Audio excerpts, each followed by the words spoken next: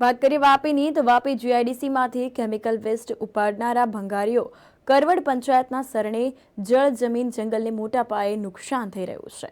તો વાપીની વાત કરવામાં આવે વાપી જીઆઈડીસી ઉપરાંત સરીગામ અને ઉમરગામ જીઆઈડીસીમાં આવેલ કંપનીઓમાંથી કેમિકલ વેસ્ટ ઉપાડનારા ભંગારિયાઓ છીરી છરવાડા બલીઠા સલવાવને બદનામ કરી ચૂક્યા છે। આ ભંગારિયાઓ હવે કરવડ પંચાયત વિસ્તારમાં પોતાના ગોદામ બનાવીને આ વિસ્તારમાં જળ જમીન જંગલને મોટા પાયે નુકસાન પહોંચાડી રહ્યા છે।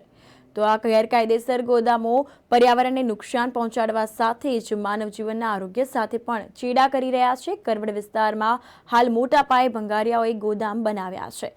અનેક એકરની ખુલ્લી જમીનમાં જીઆઈડીસીનો વેસ્ટ ઠાલવી રહ્યા છે। આ વેસ્ટમાં આવતી પ્લાસ્ટિક પેપર કાચની બોટલો ગમ વેસ્ટ ડ્રમ અને ટેક્સટાઇલ્સ કંપનીઓના વેસ્ટનો સમાવેશ થાય છે, જેમાંથી જે વેસ્ટ રિસાયકલ તરીકે પણ ઉપયોગ થાય તેની છટણી કરે છે। બાકીનો બચેલો વેસ્ટ અહીં જ રાત્રિ દરમિયાન કે દિવસ દરમિયાન સળગાવી રહ્યા છે। લગભગ એકલા કરવડમાં જ 1000થી વધુ નાના મોટા ગોદામો છે, જેમાં વાપી જીઆઈડીસી અને સરીગામ જીઆઈડીસીમાં આવેલ કેમિકલ ફેક્ટરીઓનો વેસ્ટ લાવી ઠલવવામાં આવે છે।